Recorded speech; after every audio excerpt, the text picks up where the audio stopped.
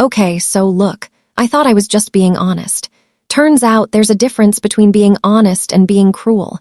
And the worst part is I didn't even know I was doing it. Not at first. It wasn't some grand dramatic moment, no heated argument, no screaming. Just words. Simple, stupid words that rolled off my tongue without a second thought. I can still hear them, like they're echoing in some corner of my mind, bouncing around because they have nowhere else to go. It was at dinner. A quiet place, the kind Daniel liked, nothing flashy, just elegant in a way that didn't need to announce itself. The kind of place that felt like old money, where the waiters knew your name without needing to ask. He had picked it, of course. That was his way. Thoughtful, deliberate. A man who never did anything on a whim. And me? Well, I was the opposite. I don't remember what led to it. Maybe it was the way he was looking at me, expectant, like he was waiting for something. Maybe I had too much wine, or maybe I was just bored, itching for some kind of reaction. But the words left my mouth so effortlessly, so carelessly, that I almost didn't register them at all. You know I only married you for the money, right? I laughed after I said it. That light, breathy kind of laugh that's supposed to take the sting out of something. A joke. A tease. Nothing serious. Except the moment I said it, the air shifted. It was like the entire room tilted just slightly. Daniel didn't laugh. He didn't even blink.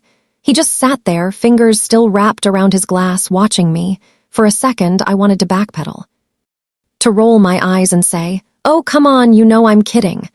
But I didn't, because part of me, some stupid, reckless part, wanted to see what he would do. He didn't do anything, not right away.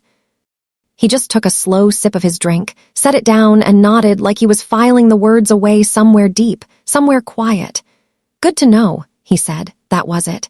No accusation, no demand for an explanation. Just those 3 words. And somehow, that was worse than anything else he could have said. The waiter came by, offering dessert. Daniel declined, his voice steady, polite. I couldn't even process the question. My mouth felt dry. My stomach felt wrong. We left the restaurant in silence. The car ride home was even quieter. Normally, I would have filled it with mindless chatter, just to break the tension, but something about the way he was sitting, so still, so unreadable, made my throat close up. I told myself it was fine, that he was just being dramatic, that he knew me, knew how I talked, how I joked. He had to know I didn't mean it like that, didn't he? I kept waiting for him to say something, to bring it up, to start a fight, to do something. But he didn't. The silence stretched, thick and impenetrable, all the way home. The moment we stepped inside, he went straight to the bedroom. No glance back, no sigh of irritation, nothing. Just movement. I stood there in the entryway for a long time, my fingers still curled around the strap of my purse. The house was too quiet. It made everything feel heavier, like the walls were pressing in. I could still fix this. That's what I told myself. This wasn't a big deal. I'd just walk into the bedroom, crack a joke, make some snide comment about how he was taking things too seriously, and he'd roll his eyes and let it go. But when I pushed the door open, Daniel wasn't in bed. He was standing by the dresser, his back to me, his hands moving in slow, deliberate motions. Packing. At first, my brain didn't even register what I was seeing. It was such an absurd, illogical thing that I stood there for a solid 10 seconds just watching his hands fold a shirt and place it into the suitcase. I forced out a laugh. "What are you doing?" He didn't stop, didn't even pause, just kept moving. "I canceled the honeymoon."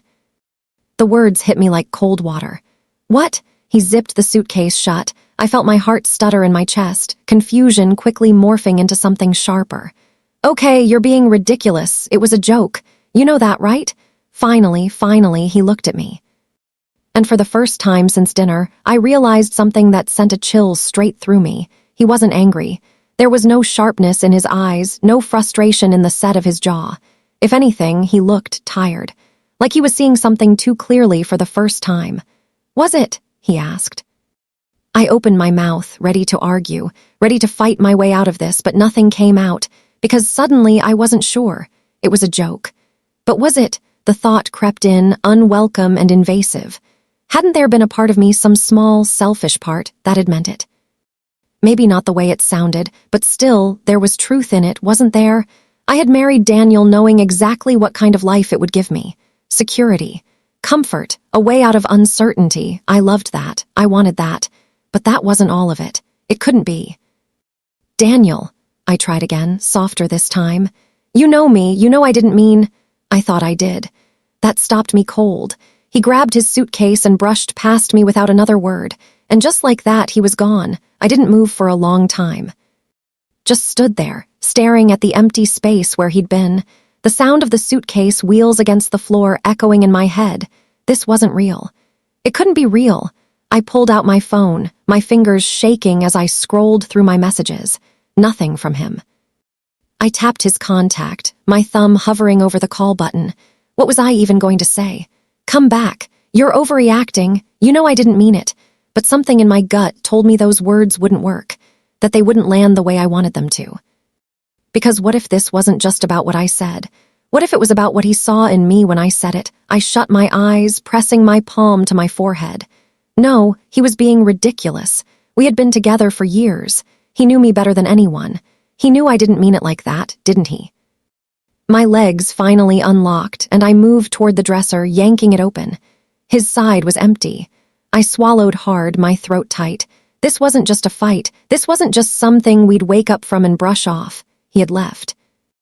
The word left slammed into me, more solid and painful than I expected. I grabbed my phone again and started typing. Daniel, we need to talk. Call me. I stared at the screen for a second, then erased it, rewrote it. Daniel, this is stupid. Can we just talk? Deleted that too. The truth was, I didn't know what to say. Not in a way that would make a difference.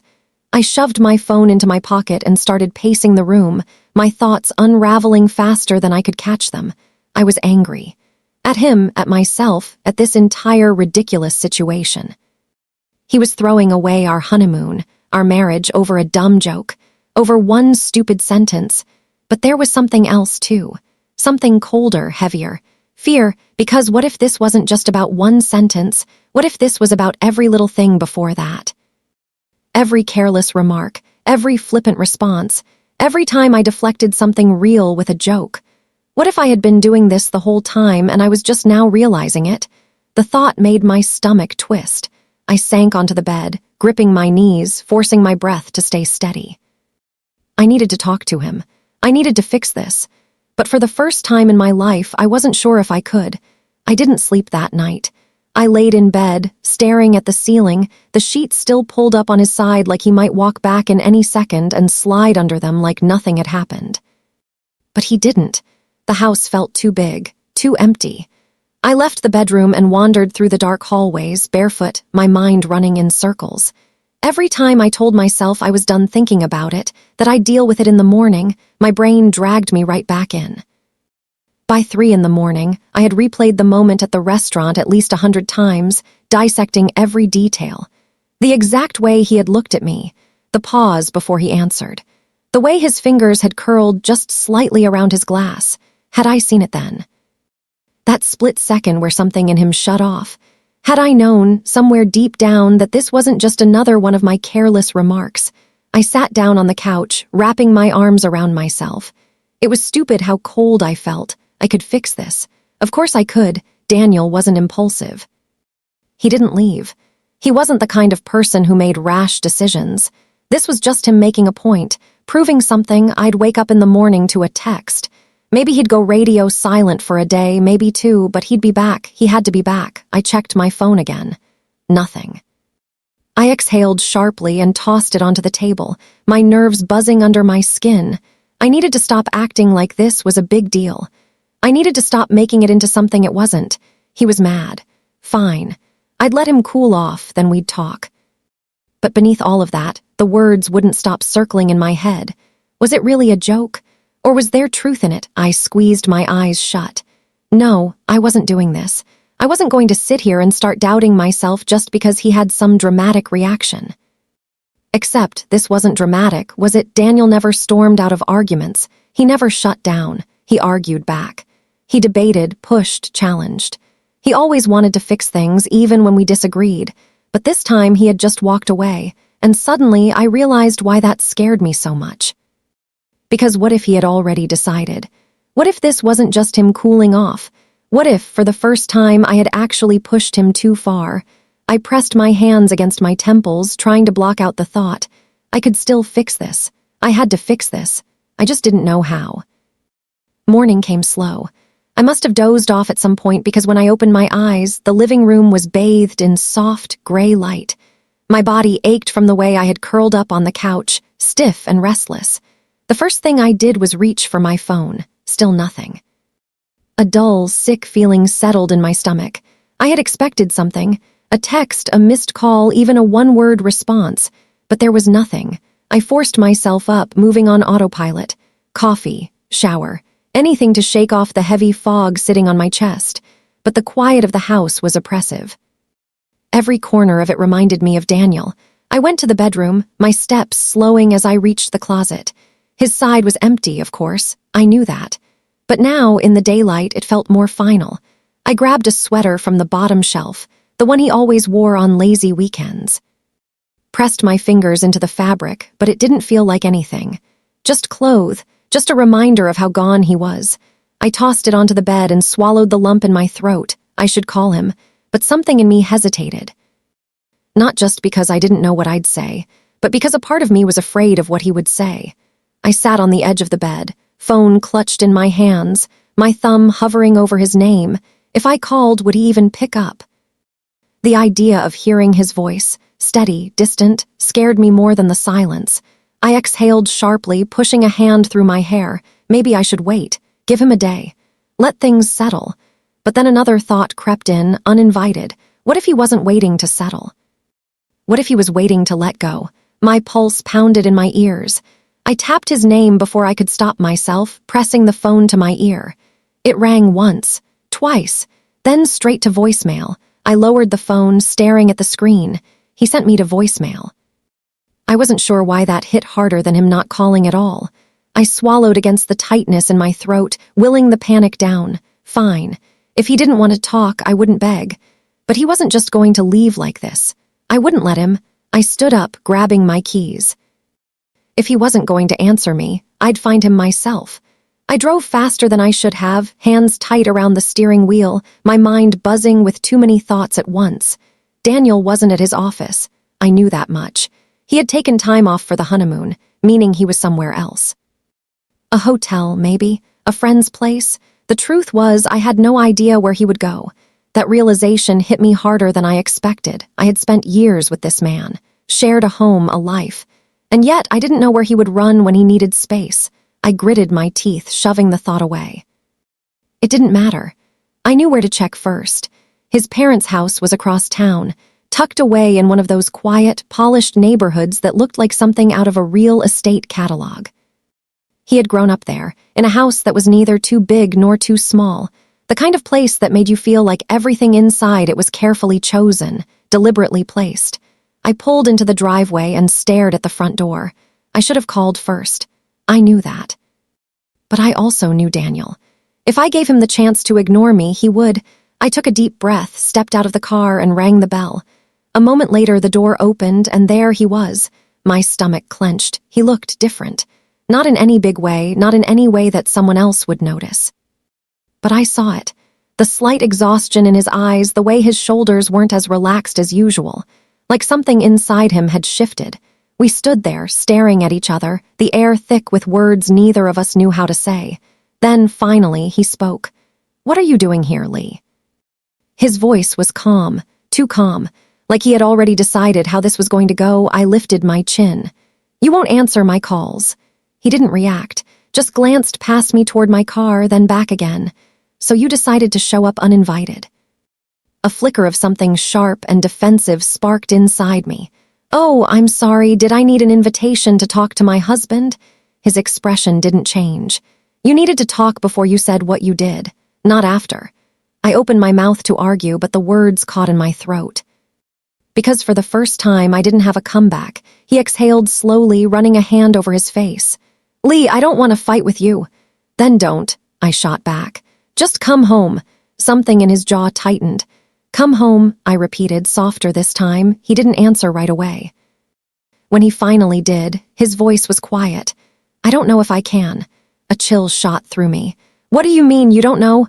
"I mean," he said, looking me right in the eyes, "I don't know if I want to." The words knocked the breath out of me, no anger, no heat, just a simple, honest truth. And that scared me more than anything. I stared at him, my pulse pounding in my ears. I don't know if I want to. He wasn't saying it to hurt me. That's what made it worse. If he had yelled, if he had slammed the door in my face, if he had accused me of being heartless or selfish or cruel, I could have fought back. I could have had something to work with. But this quiet, steady honesty, I had nothing against that. Nothing except the gnawing, rising fear in my chest. You don't want to. My voice came out weaker than I wanted. Daniel just looked at me, and for the first time I saw what I hadn't wanted to see before.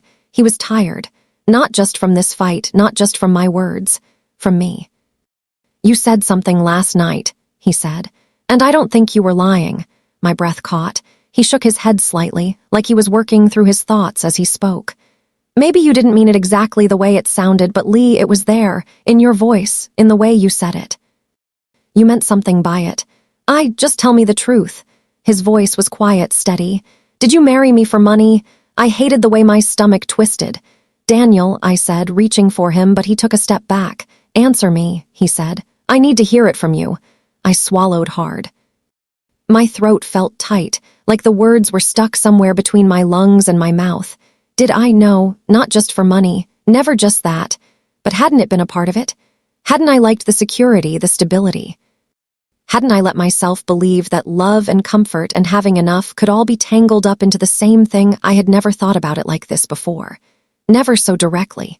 And now, with Daniel standing in front of me, waiting, really waiting for an answer, I didn't know what to say.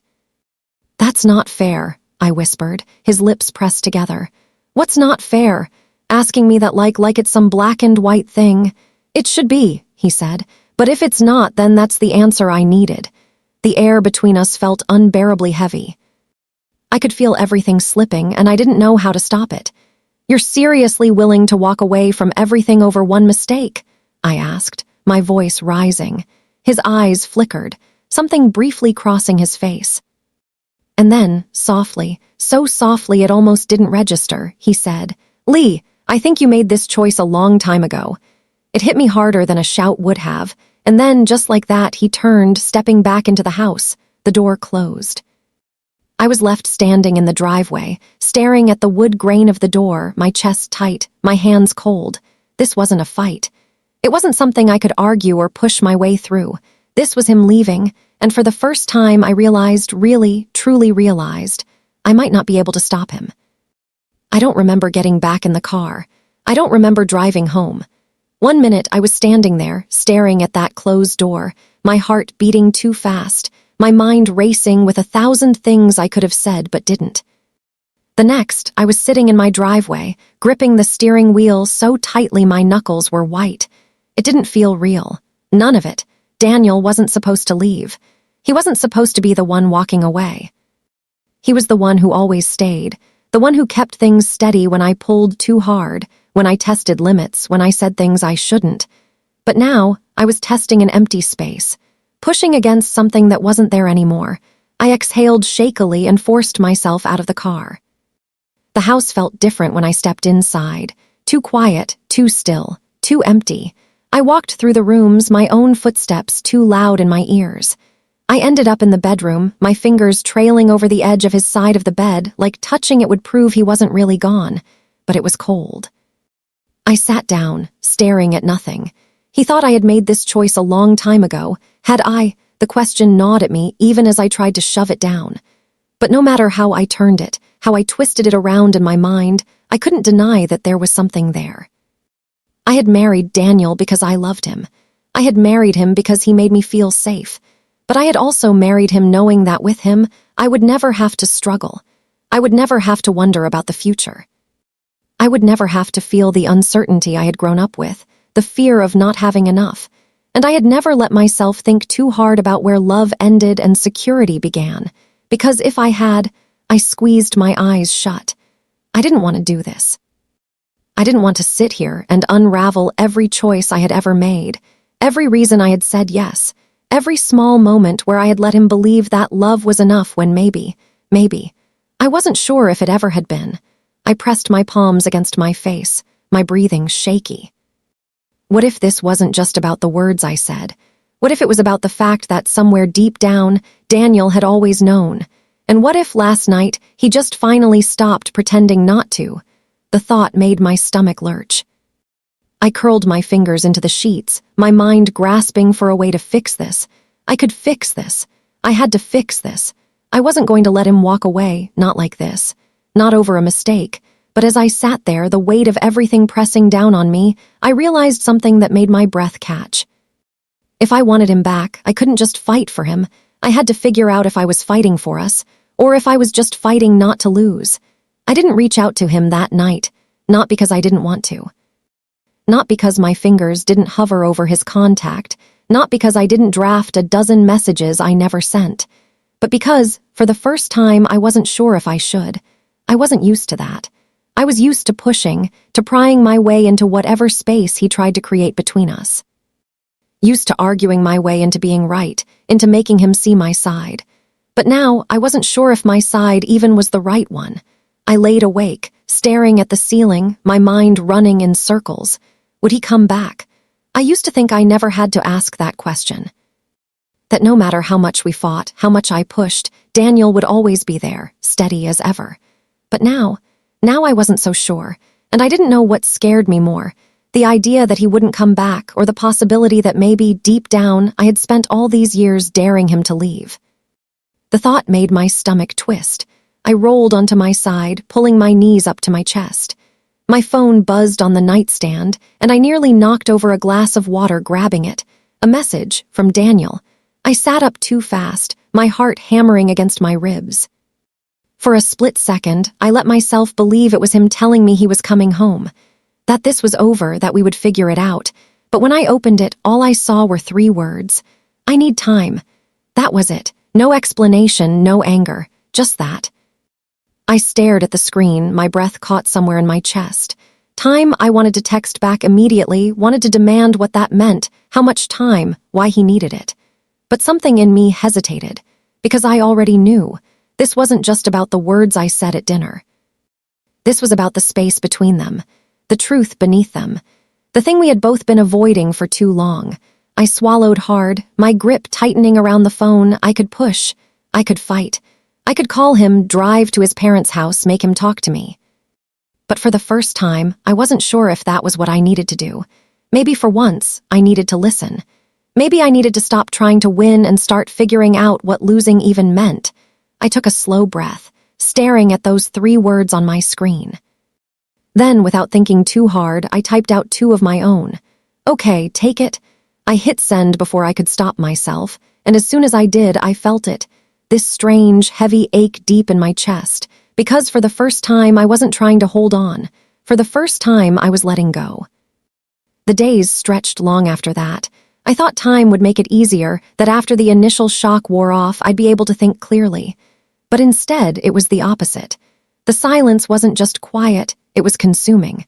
Every empty moment was filled with my own thoughts, my own unraveling. I kept expecting him to come back, to walk through the door like nothing had happened, to sigh and shake his head and say, "We'll figure this out." But he didn't, and as each day passed, something inside me shifted. I had spent so much time convincing myself that I was right.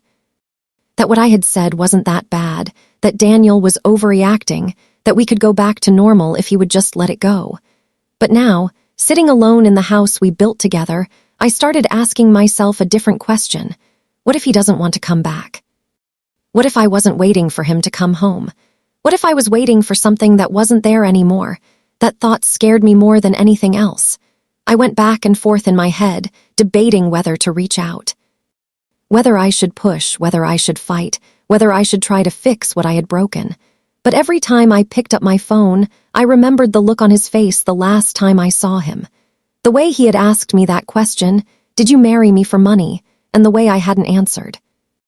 I hadn't lied, but I also hadn't been able to tell him the truth, because the truth was complicated. It wasn't just yes or no. It wasn't simple, wasn't clean. It was a tangled mess of love and fear, of comfort and security, of wanting more but not knowing how to admit it. I had loved him. I did love him, but was it the kind of love that made someone stay? Was it the kind of love that meant more than what it provided? I had never asked myself that before. Not really. Because I had always assumed we would be fine, that as long as we stayed together, the rest didn't matter. But maybe Daniel had been asking himself that question for longer than I realized. Maybe I was the one who had never looked hard enough for the answer. The realization sat heavy in my chest. I didn't know what was going to happen next. I didn't know if time would fix this, or if it was just delaying the inevitable. All I knew was that for the first time, I wasn't trying to control it. For the first time, I was waiting, not just for him, but for myself.